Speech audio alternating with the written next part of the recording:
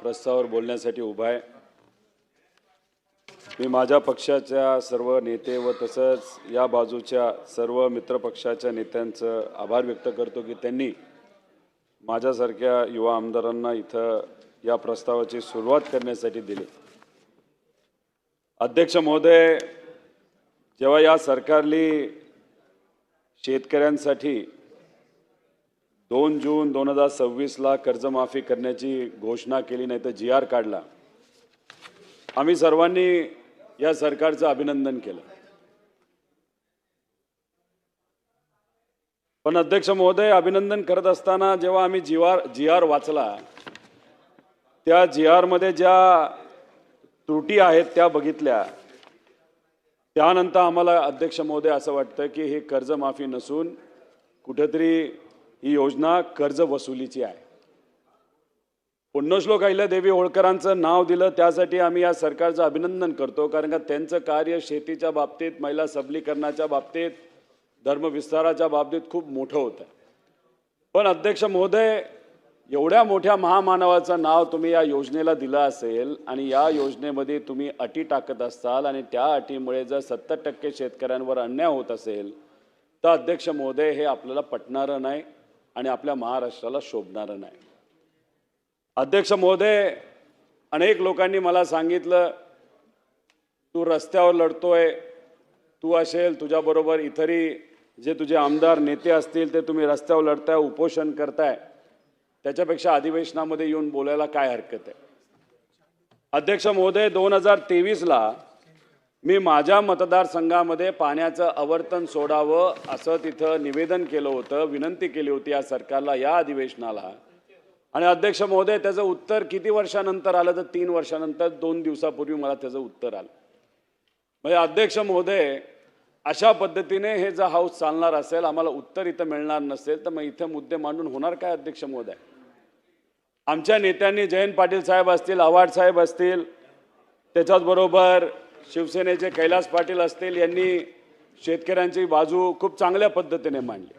फक्त त्यांनीच मांडली असं नाही, सर्वच आमदारांनी अध्यक्ष महोदय इथं बाजू मांडली आणि त्यांनी ही कर्जमाफी कशी चुकीची, त्याच्यामध्ये काय बदल करायला पाहिजे हा प्रामाणिकपणे सांगण्याचा प्रयत्न केला। पण अध्यक्ष महोदय, कितीही प्रामाणिकपणे हे आमदार बोलले असले तरी उत्तर सुद्धा त्याच प्रामाणिक पद्धतीने येणं महत्त्वाचं आहे अध्यक्ष महोदय। पण दुर्दैव असं थातूरमातूर उत्तर तिथं दिलं गेलं आणि मग ह्या ज्या अटी आहेत त्या तशाच्या तशा अध्यक्ष महोदय तिथं राहिल्या।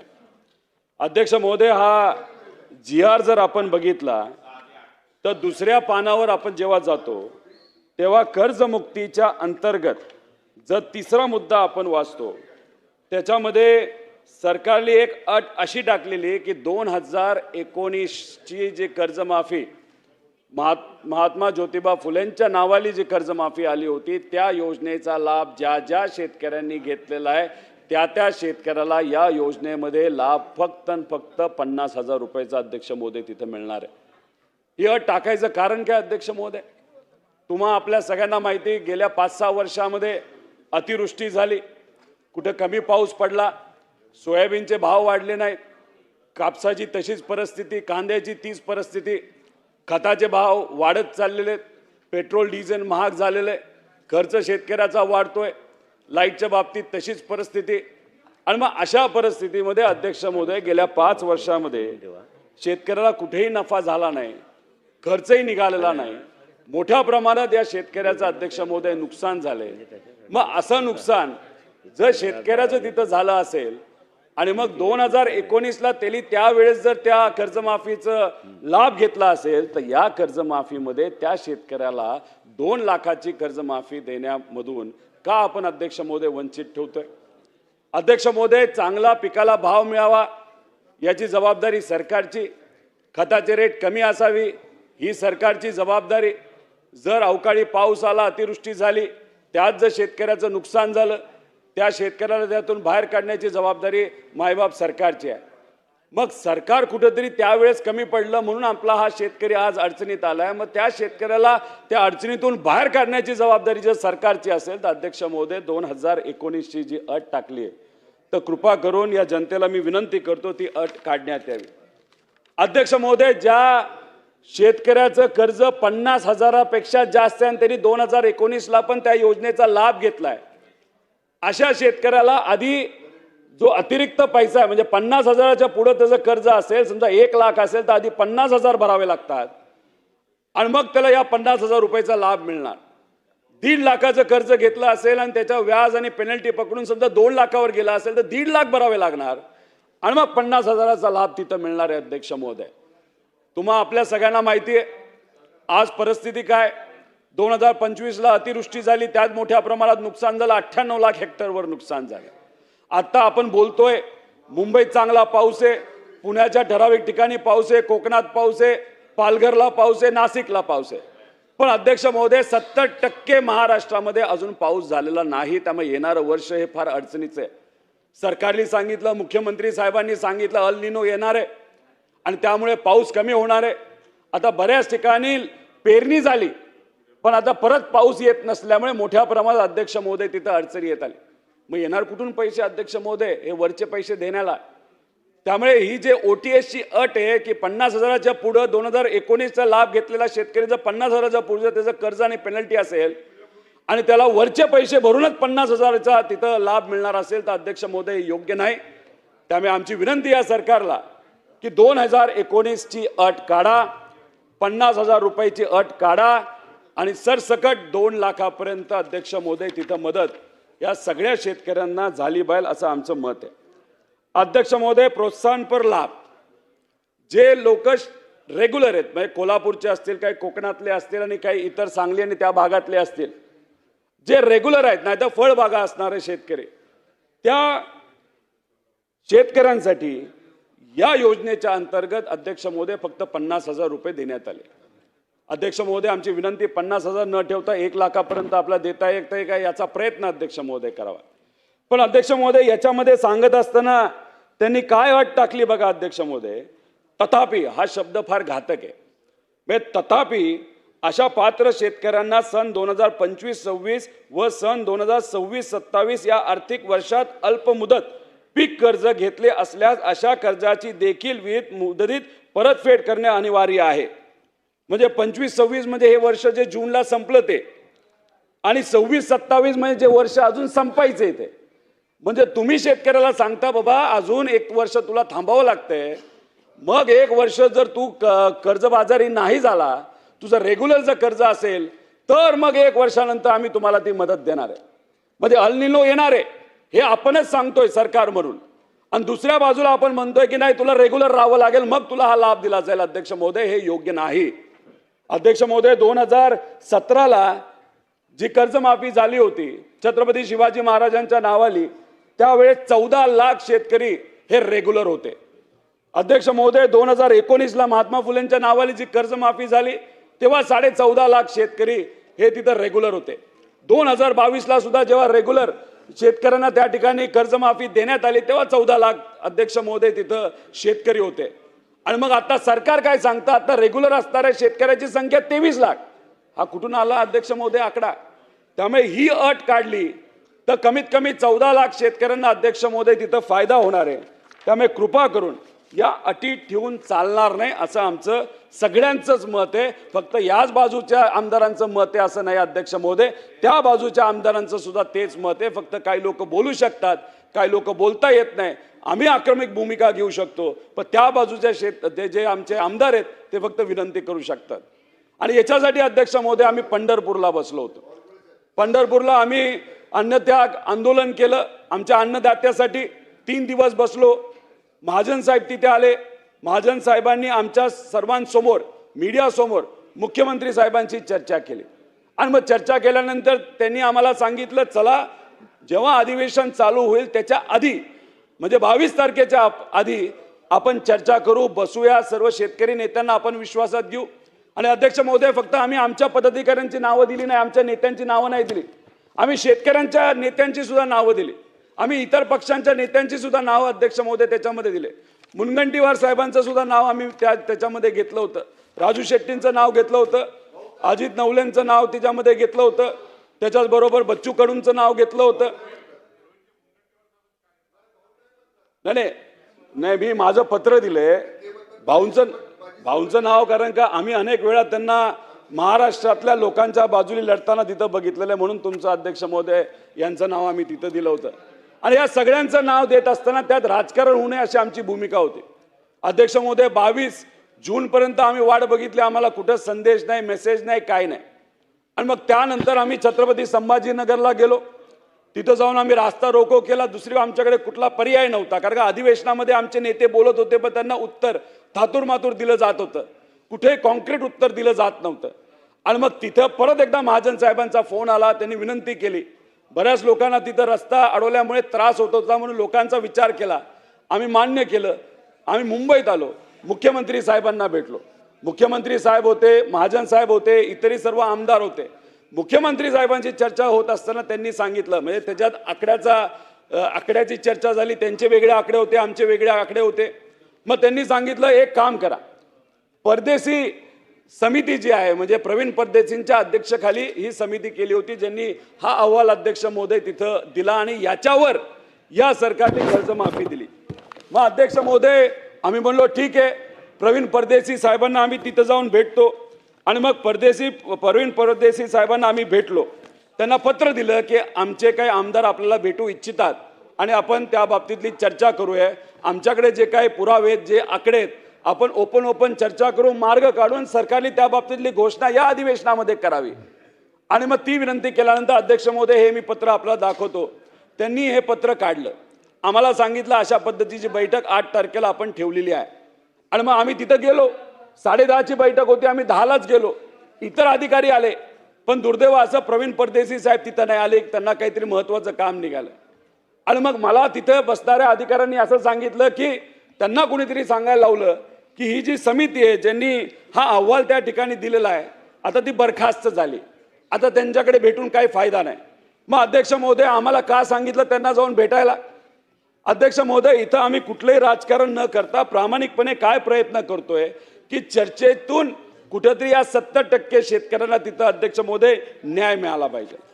अध्यक्ष महोदय, त्याच्याच बरोबर आम्हाला हा कागद हाती आला. हा कागद कुठला आहे तर कॅबिनेटमध्ये एक नोट त्या ठिकाणी सर्क्युलेट केली गेली होती. अध्यक्ष महोदय, जेव्हा हा निर्णय घेतला जात होता तेव्हा सर्व मंत्र्यांना ही नोट दिली गेली होती. त्या नोटवर अध्यक्ष महोदय काय लिहिलंय, परत तथापि, म्हणजे हा शब्दच एकदम डेंजरस आहे आणि भीतीदायक आहे असं आम्हाला वाटायला लागलं. तथापि सदर योजनेअंतर्गत प्रस्तावित केलेले अपात्रतेचे निकष लागू केल्यामुळे तसेच पात्र शेतकऱ्यांच्या थकीत कर्जावर संबंधित व्यापारी बँकेकडून काही प्रमाणात सूट हेअरकट देण्यात येणारे असल्यामुळे सदर योजनेसाठी त्यापेक्षा कमी प्रमाणात निधी लागण्याची प्राथमिक अंदाज आहे. म्हणजे मुद्दामून या अटी टाकल्यात का? या नोटचा तोच अर्थ निघतो की या अटी मुद्दामून टाकण्यात आल्या ताकी तिथं असणाऱ्या शेतकऱ्याला जास्त मदत नाही झाली पाहिजे. 35,000 कोटीची घोषणा अध्यक्ष महोदय झाली, पण या अटीचा आम्ही अभ्यास केल्यानंतर आम्हाला असं वाटतं की 12-13 हजार कोटीपेक्षा जास्त मदत होऊ शकणार नाही आणि 36 लाख शेतकऱ्यांवर अध्यक्ष महोदय तिथं अन्याय होणार आहे. त्यामुळे परत एकदा अधिवेशन संपायच्या आधी आम्ही सरकारला विनंती करतो की क्रेडिट तुम्ही घ्या, पण या अटी कृपा करून तुम्ही काढा. नाहीतर येत्या काळामध्ये शेतकऱ्यांच्या खात्यामध्ये जेव्हा तिथं आकडे जातील, जेव्हा तिथं बँकेकडनं आकडे जाहीर होतील, तेव्हा मात्र शेतकरी अध्यक्ष महोदय तिथं शांत बसणार नाही. म्हणजे तो चिडेल ती वेगळी गोष्ट, पण एवढ्या अडचणीच्या काळामध्ये आमच्या शेतकऱ्याला मदत केली पाहिजे असं आमच्या अध्यक्ष महोदय आमच्या सगळ्यांची भावना आहे. पण अध्यक्ष महोदय, आम्ही जेव्हा हा अहवाल वाचत होता, प्रवीण परदेशी साहेबांच्या अध्यक्षतेखाली हा अहवाल जेव्हा केला गेला, हा अहवाल त्या ठिकाणी देण्यात आला, आम्ही हा वाचला. अध्यक्ष महोदय, याच्यामध्ये एक शब्द अतिशय वाईट वापरला गेलाय आणि तो शब्द ऐकल्यानंतर फार तळपायाची आग मस्तकात अध्यक्ष महोदय त्या ठिकाणी गेले. अध्यक्ष महोदय, या अहवालामध्ये काय लिहिलंय? या अहवालामध्ये असं लिहिलेलं आहे की तो शब्द होता नैतिक धोका. नैतिक धोका म्हणजे ज्या शेतकऱ्यांनी 2019ला कर्जमाफीचा लाभ घेतलाय अशा शेतकऱ्यांना परत एकदा आपण कर्जमाफी दिली तर तिथं नैतिक धोका होऊ शकतो. म्हणजे शेतकऱ्याच्या नैतिकतेवर आपण जायला लागलो. अध्यक्ष महोदय, मगाशी जसं मी बोललो शेतकऱ्याला जगवण्याची जबाबदारी सरकारची आहे, अडचणी आल्या तर अडचणी सोडवायची जबाबदारी सरकारची आहे. आणि अशा पद्धतीने आपण जर अध्यक्ष महोदय नैतिकतेवर, शेतकऱ्याच्या नैतिकतेवर तिथे येत असेल तर अध्यक्ष महोदय हे योग्य नाही. आणि हा जो अहवाल आहे ना, हा अहवाल अधिकाऱ्यांनी दिला असला तरी प्रत्येक मंत्र्यांनी अध्यक्ष महोदय तो वाचलाय, कॅबिनेटमध्ये तो चर्चेत आलेला आहे. आणि मग कॅबिनेटमध्ये सर्व लोकांनी हा वाचला असताना हा नैतिक धोका, म्हणजे या शेतकऱ्यांकडनं आपला नैतिक धोका आहे, हा शब्द अध्यक्ष महोदय कितपत योग्य आहे? त्यामुळे कुठं ना कुठंतरी हे शेतकऱ्याची थट्टा या आपल्या अहवालाच्या माध्यमातून अध्यक्ष महोदय केली जाते असं आमच्या सगळ्यांचं मत आहे. त्यामुळे आम्हाला हाच प्रश्न इथं विचारायचा आहे. 2019 मध्ये कर्जमाफी घेतलेल्या 32 लाख शेतकऱ्यांवर जो आता या ठिकाणी अन्याय होणार आहे, म्हणजे त्यांची नैतिकता आपण तिथं काढत आहोत का? त्याच्याच बरोबर गेल्या वर्षी मोठ्या प्रमाणात पाऊस अध्यक्ष महोदय झाला होता. 92 लाख हेक्टर जमीन ही पाण्याखाली होती. शेतकऱ्याचं खूप मोठं नुकसान झालं होतं. आणि त्यात जो आमचा शेतकरी अडचणीत आला, त्याच्या नैतिकतेवर तुम्ही जाणार आहे का? सोयाबीनचा आपण भाव देऊ शकलो नाही, कपाशीला भाव देऊ शकलो नाही, कांद्याला भाव देऊ शकलो नाही, मग आपण शेतकऱ्याच्या नैतिकतेवर तुम्ही तिथं जाणार आहे? खताचे भाव वाढत चाललेत, पेट्रोल डिझेलचे भाव वाढत चाललेत, परवडत नाही अध्यक्ष महोदय, मग आपण नैतिकतेवर जाणार आहोत? तर हा शब्द अध्यक्ष महोदय योग्य नाही. कुठे ना कुठेतरी आपण शेतकऱ्याची अशा पद्धतीने थट्टा करत असो तर हे या महाराष्ट्राला अध्यक्ष महोदय शोभणारं नाही. अध्यक्ष महोदय, हा प्रस्ताव आम्ही वाचला. हा प्रस्ताव वाचत असताना या प्रस्तावामध्ये अधिकाऱ्यांनी काय प्रस्तावित केले? या प्रस्तावामध्ये अधिकाऱ्यांनी प्रस्तावित केले की प्रस्तावित योजना अल्प मुदत, मध्यम मुदत, दीर्घ मुदत कृषी कर्जांना लागू असेल. म्हणजे या अहवालामध्ये सांगण्यात आलेले फक्त पीक कर्जापुरतं तुम्ही ठेवू नका. हे तुम्हाला जर कर्जमाफी द्यायची असेल तर सरकारला या अहवालाने सांगितले, अधिकाऱ्यांनी सांगितले, प्रस्तावित योजना अल्प मुदत, मध्यम मुदत आणि दीर्घ मुदत या कर्जाला सुद्धा अध्यक्ष महोदय लागू करावी. मग का फक्त आपण पीक कर्जाबद्दल बोललोय? आपण अनेक वेळा भाषणामध्ये ऐकलंय कोरा कोरा कोरा आपण 7-12 तिथं करणार.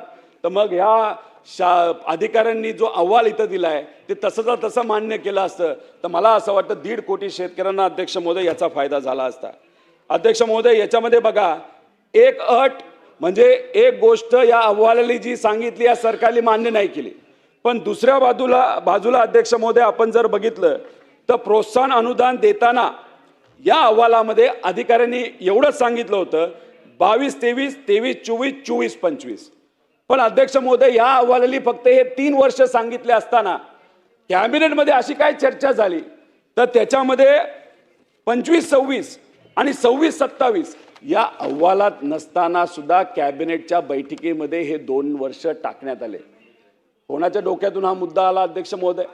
कोणाच्या चर्चेतून आला अध्यक्ष महोदय? म्हणजे आपण फक्त काही गोष्टी जाहीर करायच्या, मदत नाही मिळाली तरी चालेल असं कुठेतरी दृष्टिकोन अध्यक्ष महोदय ही योजना देताना तिथं डोक्यात ठेवलेलं आहे असं अध्यक्ष महोदय तिथं वाटतं. त्यामुळे कृपा करून आपल्याला विनंती, आपल्या माध्यमातून सरकारला विनंती, अनेक मोठे नेते इथे बसलेत, कर्जमाफी योजना करत असताना सरसकट असावी, 2 लाखापुरती असावी, बिना अट त्याच्यामध्ये असावी आणि आमच्या या शेतकऱ्याला, अन्नदात्याला न्याय द्यावा अशी विनंती अध्यक्ष महोदय इथं देतो. अध्यक्ष महोदय, अजून एक महत्त्वाचा विषय इथं मांडतो. आम्ही आमच्या आंदोलनामध्ये पीक विम्याबद्दल बोललो. इथं पण अनेक आमदारांनी पीक विम्याबद्दल चर्चा केली. गेल्या अधिवेशनामध्ये सुद्धा आम्ही सर्वजण मुद्दा मांडत होतो की तुम्ही 4 ट्रिगर जे काढलेत ते कृपा करून काढू नका, त्याची त्या शेतकऱ्याला तिथं मदत होणार नाही. 2025चा अतिवृष्टी होण्या अगोदर आम्ही हे बोलत होतो. अतिवृष्टी झाली आणि अतिवृष्टी होऊन सुद्धा शेतकऱ्याला दुर्दैवाने त्याचा तिथं फायदा नाही झाला. अध्यक्ष महोदय, ते 4 ट्रिगर काढल्यामुळे हजारो कोटी रुपयाचा नुकसान हे तिथं शेतकऱ्याचं झालेलं आहे. म्हणजे फक्त 2025च्या बाबतीत बोलायचं झालं तर आदरणीय मुख्यमंत्री साहेबांनी स्वतः सांगितलं होतं की 17,000 रुपये हेक्टरी शेतकऱ्याला तिथं या पीक विमा कंपनीकडनं अध्यक्ष महोदय मिळणार. आणि त्याचा आकडा आम्ही जेव्हा काढला 16,000 कोटी रुपये शेतकऱ्याला या महाराष्ट्रामध्ये मिळायला पाहिजे होते अतिवृष्टीमुळे झालेल्या नुकसानामुळे. पण जेव्हा आत्ताचा आकडा आम्ही बघतो 1,200 कोटीचा अध्यक्ष साहेब तिथं पुढे गेलेला नाही. त्यामुळे हे 4 ट्रिगर काढून उलट शेतकऱ्याचं खूप मोठं नुकसान अध्यक्ष महोदय तिथं झालेलं आहे. त्यामुळे हे 4 ट्रिगर परत एकदा आणावेत. त्यात काही लोक चोरी करत असावेत, काही जिल्ह्यांमध्ये काही तालुक्यामध्ये, त्यांना तुम्ही पकडा, जेलमध्ये टाका, पण त्या 1% लोकांमुळे 99% शेतकऱ्यांचं नुकसान करू नका, एवढी मात्र तिथं मी आपल्याला विनंती करतो. अध्यक्ष महोदय, आता कहर झाला बघा. आता जे काही शेतकरी आता स्वतःच्या खिशातून पैसे देऊन पीक विमा भरताय, सध्या राज्यात खरीप हंगाम 2026चे पीक विमा अर्ज भरण्याची प्रक्रिया सुरू झाली. अर्ज सबमिट करताना टर्म्स अँड कंडिशनचा अभ्यास केला. त्या टर्म्स अँड कंडिशनच्या मध्ये एक कंडिशन अशी आहे, मी बावनकुळे साहेबांना विनंती करतो, हा मुद्दा महत्त्वाचा आहे. त्याच्यामध्ये शेतकऱ्यांकडनं याच्यावर सह्या घेत आहेत.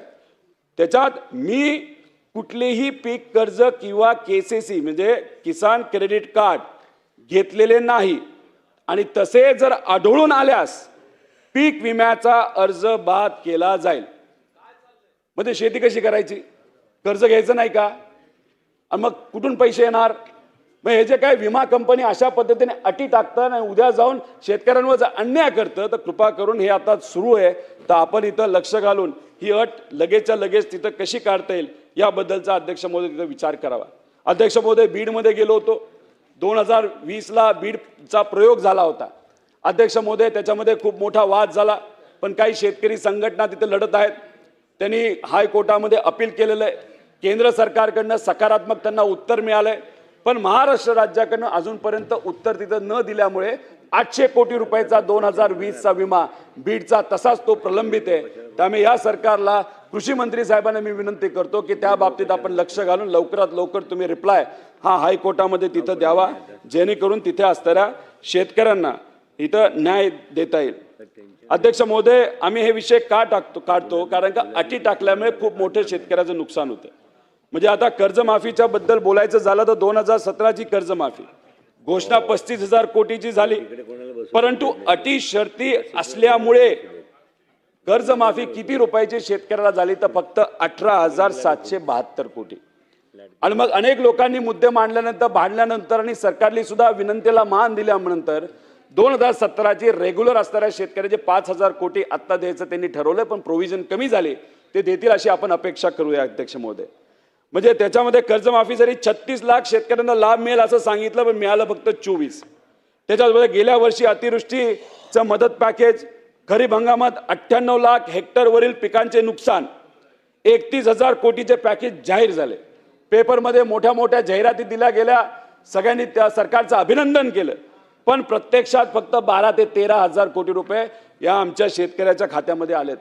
जमिनी खरडून गेले, त्याचा 1 रुपया मिळालेला नाही. रोजगार हमी योजनेला त्याच्यामध्ये जोडण्यात आले, त्या योजनेचा कुठं पैसा अध्यक्ष महोदय तिथे मिळाला नाही. आणि मगाशी सांगितल्याप्रमाणे याच्यात या सरकारने सांगितलं होतं 17,000 प्रति हेक्टर हे पीक विमा कंपनीकडून दिले जातील, पण दुर्दैवाने तेही पैसे मिळाले नाही. आणि याच्यामुळे हा जो तफावत येते, हा जो फरक येतो, तो फरकाचं नुकसान हे दुर्दैवाने शेतकऱ्याला भरावं लागतं. आणि शेतकरी पैसे नसेल तर व्याजावर त्याला पैसा घ्यावा लागतो. 5% महिन्याला पैसे देऊन पैसे कसे तरी आणून शेती कशी तरी आपल्याला करता आली पाहिजे, यासाठी ते तिथं प्रयत्न करत असतात. आता ही जेव्हा 4 ट्रिगर काढण्यात आले पीक विमा च्या बाबतीतून, तेव्हा सरकार काय म्हणत होतं, तेव्हा आम्ही त्याचा पण विरोध केला होता. मंत्री महोदय सांगत होते की आपण कृषी समृद्धी योजना आणू, म्हणजे 5,000 रुपयाचं प्रीमियम आपण दरवर्षी देतो, तर मग आपण विमा कंपनीला देण्यापेक्षा 5,000 कोटी रुपये आपण डायरेक्ट शेतकऱ्याच्या खात्यात देऊ. ठीक आहे म्हणलं, काहीतरी वेगळा प्रयोग दिसतोय, आपण बघूया. गेल्या वर्षीचा 1 रुपया नाही आला, या वर्षी सुद्धा प्रोव्हिजन झालं नाही. म्हणजे कुठेतरी हे 10,000 कोटी शेतकऱ्याच्या हक्काचे कृषी समृद्धी योजनेच्या अंतर्गत शेतकऱ्याला आता मिळायला पाहिजे होते. त्याच्यासाठी जर बजेटमध्ये प्रोव्हिजनच नसेल अध्यक्ष महोदय, तर ते पैसे आमच्या या शेतकऱ्याला कसे मिळणार अध्यक्ष महोदय? त्याच्याच बरोबर अध्यक्ष महोदय, सरकार कुठलंही असू द्या, हे असो ते असो, जेव्हा आपण एखादी गोष्ट बोलतो, जाहीर करतो, ती पण मिळाली पाहिजे अध्यक्ष महोदय. आता 2017ला नागपूर अधिवेशनामध्ये बोंडअळीचा मुद्दा फार पेटला होता, अनेक लोकांनी तो विषय तिथं मांडला होता. आता मदत पुनर्वसन कडून 6,800 रुपये, पीक विम्यातून 8,000, बियाणे कंपनीकडून 16,000, अशी एकूण 30,800 प्रति हेक्टरची घोषणा झाली. शेतकऱ्याला वाटलं तर उद्या मिळतील, परवा मिळतील, 1 वर्षाला मिळतील. अध्यक्ष महोदय, 2017 पासून आतापर्यंत याच्यातून मोठी रक्कम अजूनपर्यंत तिथं शेतकऱ्यांना मिळालेली नाही अध्यक्ष महोदय. त्यामुळे आपण एखादी योजना जेव्हा जाहीर करतो आपला प्रामाणिक प्रयत्न त्याच्यामध्ये एवढाच असावा की शेतकऱ्याला तिथं मदत ही मिळाली पाहिजे. अध्यक्ष महोदय, आत्ता जर मदत आपण शेतकऱ्याला या कर्जमाफीच्या माध्यमातून सरसकट जर देऊ नाही शकलो आणि येणारं वर्ष हे पाऊस नसल्यामुळे जर शेतामध्ये काहीच नाही पिकलं तर अध्यक्ष महोदय खूप मोठ्या अडचणी शेतकऱ्याला सोसाव्या लागणार आहेत. शेतकऱ्याची मुलं आता कॉलेजमध्ये आहेत आणि शेतकरी जेव्हा अडचणीत येतो तेव्हा मजूर अडचणीत येतो, मजूर शेतकरी अडचणीत येतो तर ग्रामीण अर्थव्यवस्था अडचणीत येते आणि ग्रामीण अर्थव्यवस्था जेव्हा अडचणीत येते आपल्याला सगळ्यांना माहिती आहे की शहरी आर्थिक व्यवस्थेवर सुद्धा तिथं मोठा परिणाम होत असतो. त्यामुळे जर या शेतकऱ्याला आपण मदत करू शकलो नाही तर फार मोठी अडचण येत्या काळामध्ये त्या ठिकाणी होऊ शकते. त्याच्याचबरोबर राणेसाहेब इथं आहेत. काही दिवसांपूर्वी काही मच्छीमार लोकांना मी मिळालो आणि आत्ता या सरकारच्या माध्यमातून तुम्ही कृषीमध्ये त्यांना घेतलंय. त्यामुळे त्या शेतकऱ्यांनी म्हणजे शेतकऱ्यांपेक्षा आपल्या मच्छीमारांनी विनंती केलेली आहे की जशी कर्जमाफी तुम्ही बाकी शेतकऱ्यांना तिथं देता आता मोठ्या प्रमाणात हेही आमचे जे मच्छीमार आहेत ते अडचणीत आलेले आहेत. 600-700 कोटीचे कर्ज त्यांच्यावर थकलेले आहेत. ते जर तुम्ही लक्ष दिलं, सरकारला सांगितलं, मुख्यमंत्री साहेबांना सांगितलं, तोही निधी मिळाला तर नक्कीच त्याच्यातून फायदा होईल. त्याच्याचबरोबर एक फार महत्त्वाचा विषय त्यांचा आहे. आता त्यांना 150 रुपये प्रति लिटरली पेट्रोल घ्यावं लागतं. आता हे कर्नाटकात 72 रुपयाला मिळतं आहे.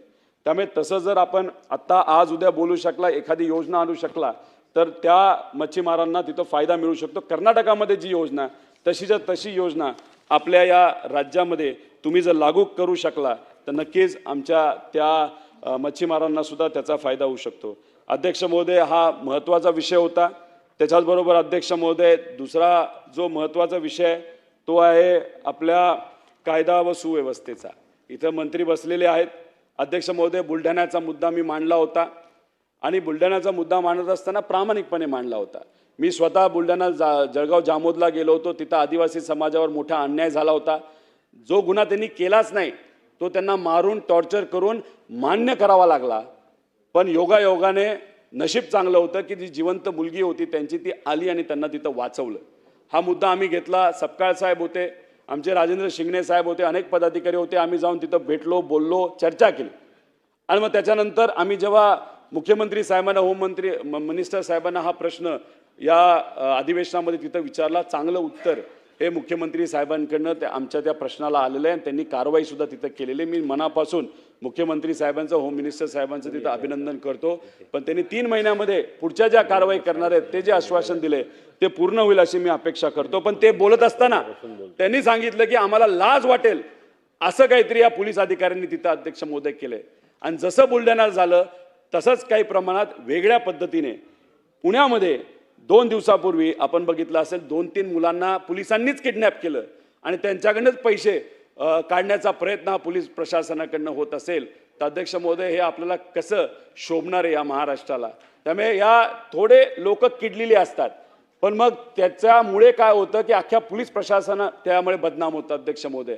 त्यामुळे असे प्रकार होणार नाही याची दक्षता सरकारच्या माध्यमातून तिथं घेण्यात यावी अशी विनंती इथं मी करतो.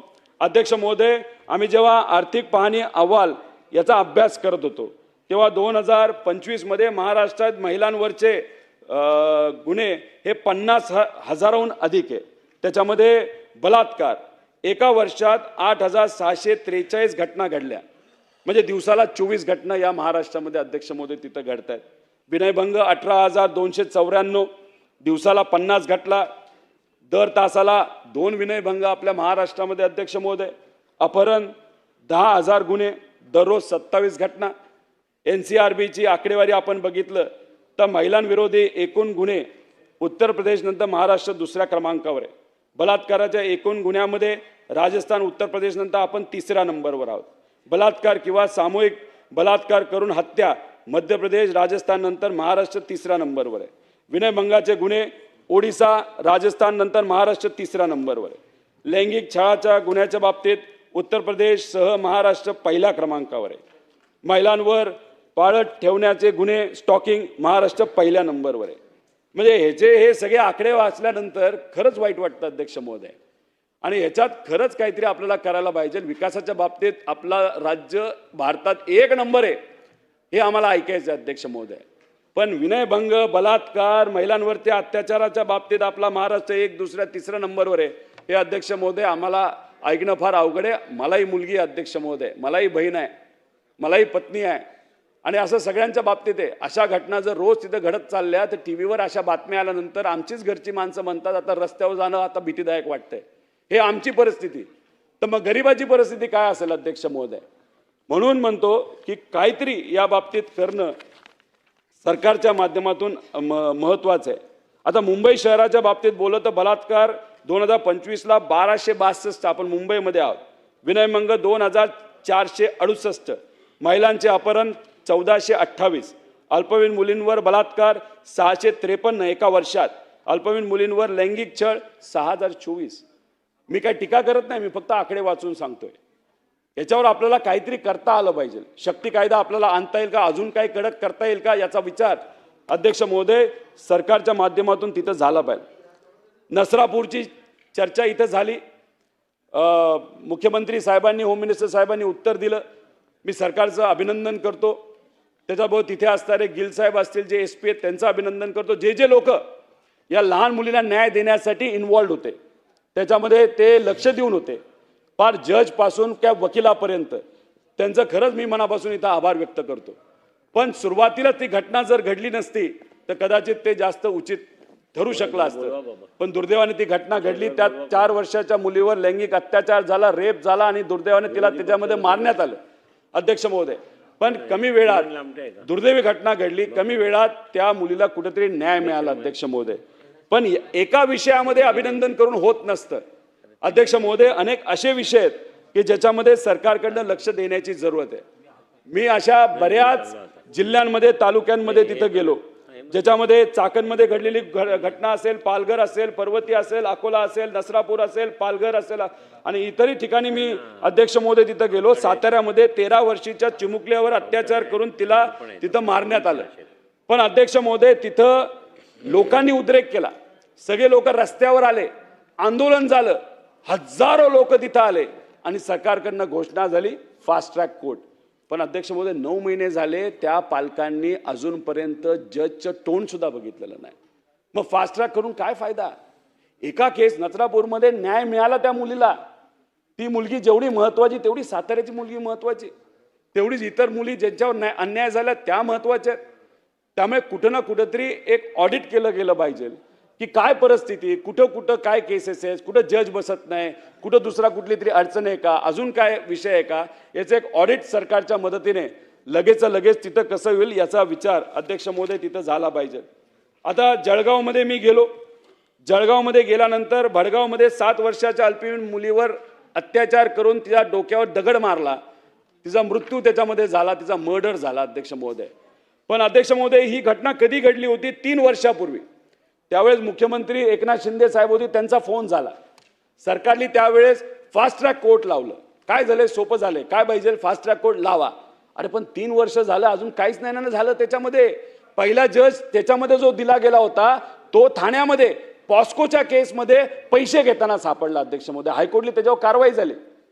तर कुठंतरी ह्या सगळ्या ज्या केसेस 3-3 वर्ष अध्यक्ष महोदय, ते पालक आता म्हणायला लागले की आमचा न्याय व्यवस्थेचा विश्वास उठून गेलाय, आम्हाला जायचं नाही, येणं जाण्याचं पेट्रोल आम्हाला परवडत नाही, आमच्या मुलीला न्याय मिळाला नाही, आम्ही विसरून जायला तयार आहे, अशी दुर्दैवाने तिथं परिस्थिती आहे.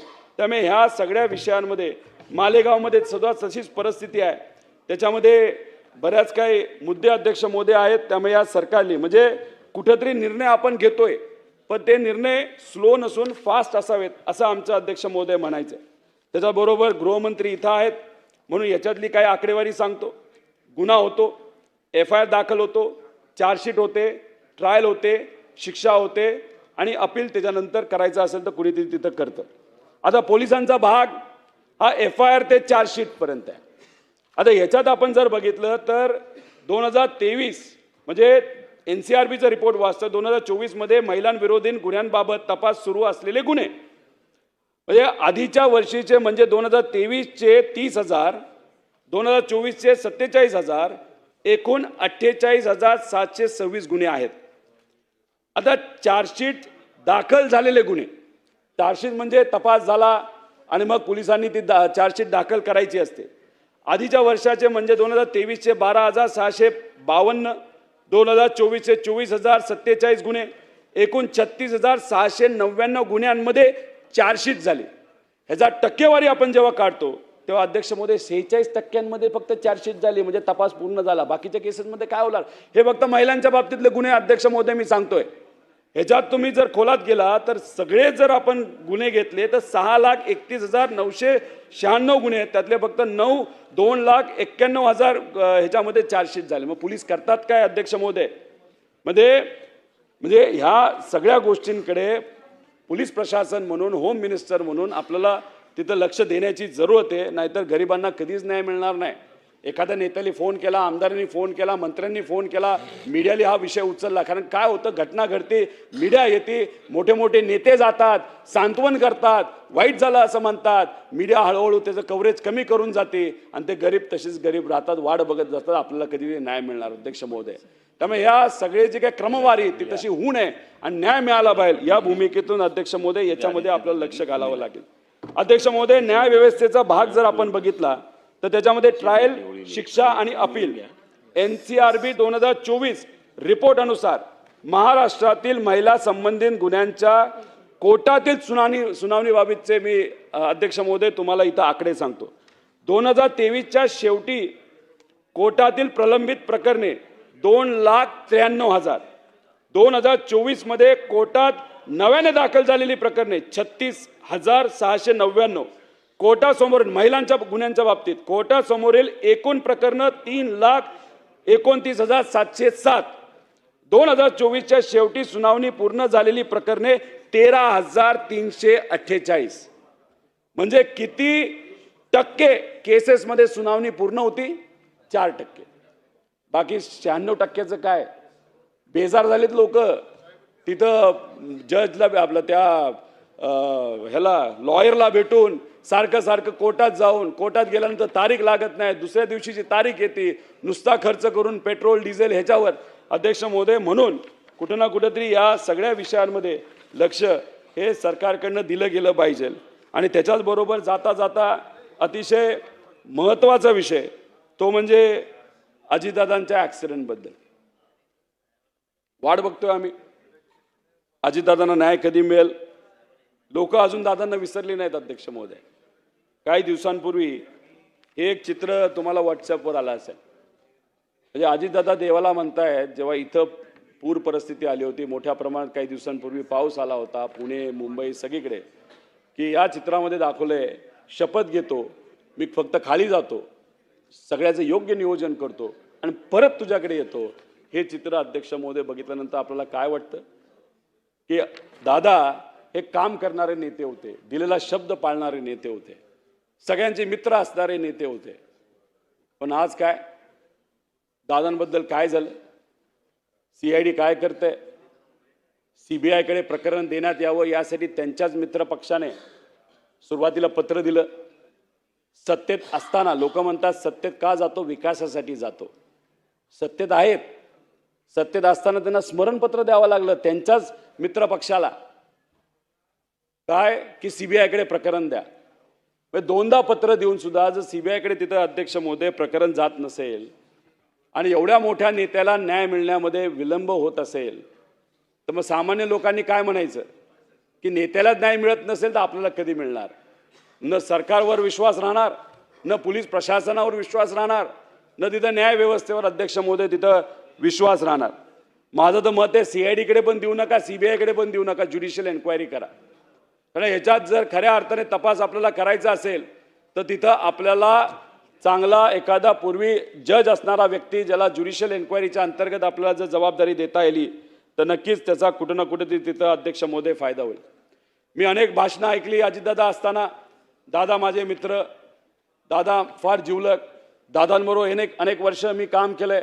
मी विरोधात असताना सुद्धा दादा जेव्हा सत्तेत मंत्री होते तेव्हा मला मदत केली. हे सगळी भाषणं ऐकून झाली अध्यक्ष महोदय. त्याच्याचबरोबर दादा असताना आमदार सुद्धा म्हणायचे दादांसारखा नेता नाही, दादांसाठी काय जीव पण द्यायला आम्ही तयार आहे. मग दादा गेल्यानंतर काय झालं? काय बदललं? फक्त माणूस नाही म्हणून.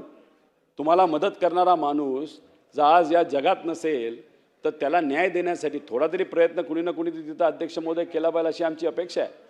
आपण लढतोय, आम्ही लढतोय, पण आपल्या मर्यादा आहेत. आपण सत्तेत नाहीत.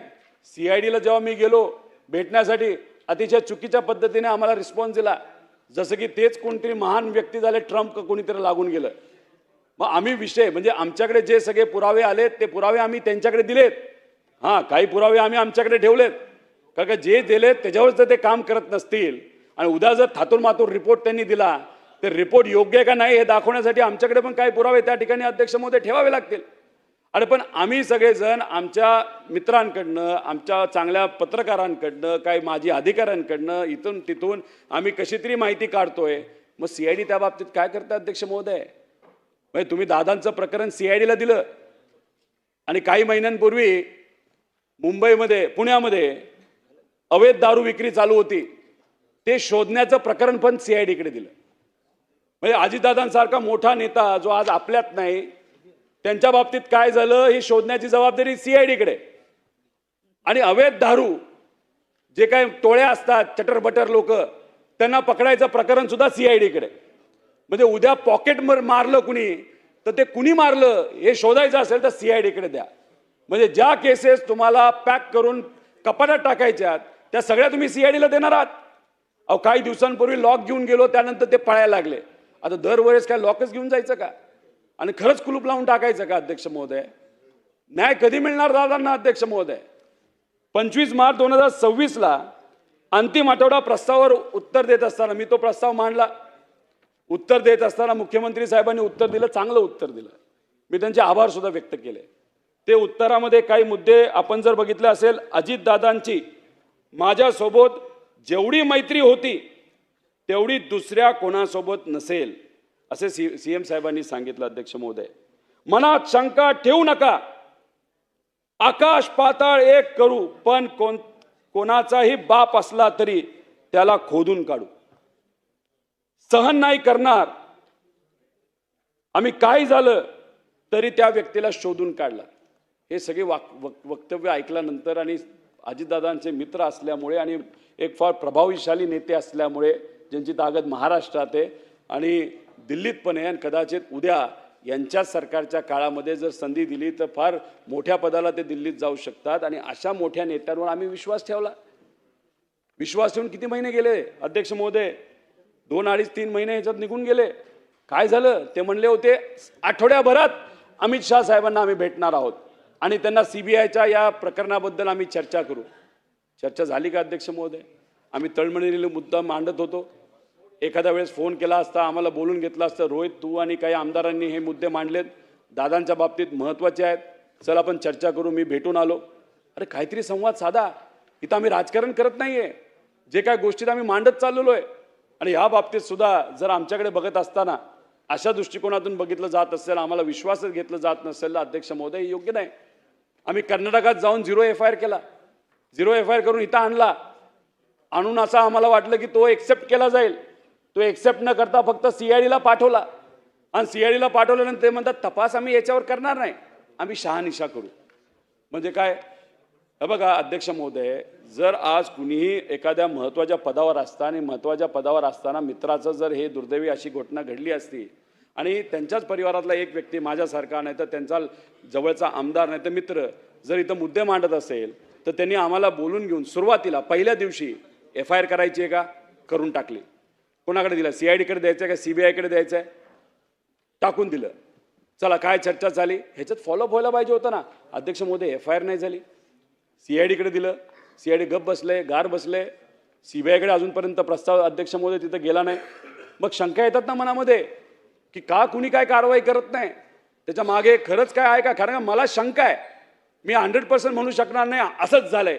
अरे शंका असल्यामुळे शंकेचं निरसन होणं महत्त्वाचं आहे. पण दुर्दैवाने आत्तापर्यंत अध्यक्ष महोदय तिथं कुठेही आमच्या शंकेचं निरसन झालेलं नाही. त्या तपासामध्ये कुठेही गेलं नाही. AIB तर झोपलंच आहे. 3-4 वर्षापूर्वी ॲक्सिडेंट झाले त्याचे रिपोर्ट आत्तापर्यंत आले नाही. CIDकडे गेलो तर CID म्हणतं थांबा, AIBचा रिपोर्ट येऊ द्या. काय 3 वर्ष थांबायचं? आम्ही एवढे काय दूधखोळे आहोत का? अध्यक्ष महोदय, हे खरंच योग्य नाही. आणि अधिवेशनामध्ये हा परत मुद्दा मी घेणार नाही. नेत्यांसमोर मांडला, TV समोर मांडला, पण अध्यक्ष महोदय अजूनपर्यंत त्याला योग्य असं उत्तर या सरकारकडनं तिथं मिळालेलं नाही. त्यामुळे कुठं ना कुठंतरी नात्यांवरचा विश्वास काही प्रमाणात माझा उडत चाललेला आहे. मैत्रीवर राजकारणातली मैत्री खरंच असते का असं तिथं दुर्दैवाने मला आता प्रश्न पडत चाललेला आहे. का राजकारणामध्ये फक्त देवाणघेवाण असते? आपल्याला सत्य द्यायचं असेल तर मित्राची जरूरत, एखाद्याला निवडून द्यायचं असेल, एखाद्या आमदाराला सेट करायचं असेल तर आपल्या मित्राची मदत. पण मित्र गेल्यानंतर त्याची मदत कोण करणार? जवळचा व्यक्ती गेला तर त्याला कोण करणार? ज्या व्यक्तीमुळे अनेक आमदार निवडून आले ते सुद्धा त्यातले ठराविकच आज तिथे बोलत आहेत. बाकीचे का बोलत नाही असे इतके प्रश्न मला तिथं मनाला पडत आहेत अध्यक्ष महोदय, ज्याची उत्तरं मला अजूनपर्यंत मिळालेली नाही. फक्त एकच गोष्ट इथं सांगतो की इथं तर न्याय मिळतच नाही. त्यांच्यावर प्रेम करणारे असंख्य कार्यकर्ते आहेत, असंख्य या महाराष्ट्राचे नागरिक आहेत. आणि आज ते जर असते तर ह्या ज्या काही अडचणी आल्या, कर्जमाफी जी आली त्याच्यात अटी टाकण्यात आल्या, दादा जर असते तर त्यात अटी नसत्या असा विश्वास अध्यक्ष महोदय तिथं मला आहे. त्यामुळे योग्य वेळ आल्यानंतर मी नक्कीच याच्यावर बोलेल आणि योग्य वेळ आल्यानंतर आमच्याकडे जे पुरावे आहेत ते मी तिथं काढेल. पण दादांसाठी आम्ही सर्वजण आमचा लढा सत्तेत नसताना सुद्धा प्रामाणिकपणे अध्यक्ष महोदय त्या ठिकाणी मी करत राहील एवढंच या ठिकाणी आपल्याला सांगतो. आणि जाता जाता फक्त मी जे मुद्दे मांडले त्यात कृषी कर्जमाफीचा त्या बाबतीत सकारात्मक सरकारने विचार करावा. पीक विम्याचा मुद्दा सुद्धा अध्यक्ष महोदय महत्त्वाचा आहे. लाईटचा मुद्दा तुम्हाला माहितीच आहे, 70% जिथं पाऊस झाला नाही तिथं लाईट कापली जाते, तोही मुद्दा महत्त्वाचा आहे. खताच्या किमती तिथं वाढत चालल्या, तोही मुद्दा अध्यक्ष महोदय तिथं महत्त्वाचा आहे. त्यामुळे कुठं ना कुठेतरी म्हणजे आम्हाला कांद्यासाठी लढावं लागलं, रस्त्यावर यावं लागलं. 3 आंदोलन केल्यानंतर कांद्याचे अध्यक्ष महोदय तिथं भाव वाढले आणि त्यानंतर अर्ध कॅबिनेट दिल्लीला गेलं. अध्यक्ष महोदय आमचं एवढंच म्हणणे, अडचण आहे तर चर्चा करा, विषय मार्गी लावा. पण तसं अध्यक्ष महोदय तिथं कुठेही होत नाही. आणि जाता जाता एक मुद्दा महाराष्ट्र ग्रामीण बँकेचा अध्यक्ष महोदय मी इथं मांडतो.